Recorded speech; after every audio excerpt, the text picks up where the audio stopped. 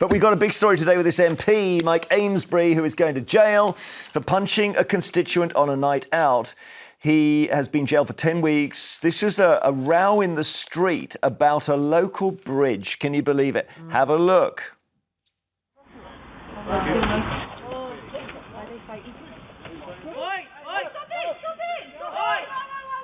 So you can see Amesbury is punching him while he's still on the ground and then shouts at him, which we can't hear now, but I think we can see a second angle.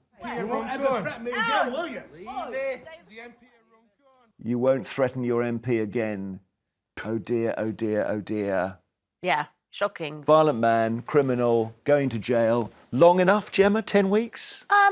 Out in 4? I don't really like disputing judges' sentences. Don't you? Because I'm not a judge. Well I think probably, yeah. I mean, he's going to lose his career, and we've all seen it, and he's going to pay the price. And fortunately, that punch didn't result in a manslaughter charge, because that's the problem, you see. You go and land a punch on someone.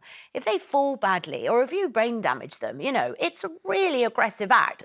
In this instance, the man was OK. So, yeah, I mean, 10 weeks. It was a magistrate's court, so it was always going to be at the lower end. I don't know, Russ, what do you think? No. Thug in a suit. Thug in a suit. Dreadful. MP, responsible person, looked up to by the community.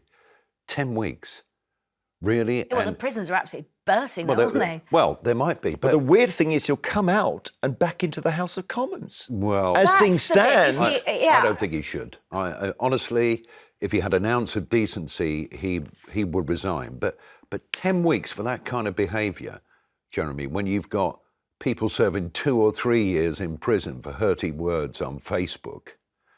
But people go on in this country about a 2-tier, judicial system. When you compare what I've just said, it's difficult to disagree.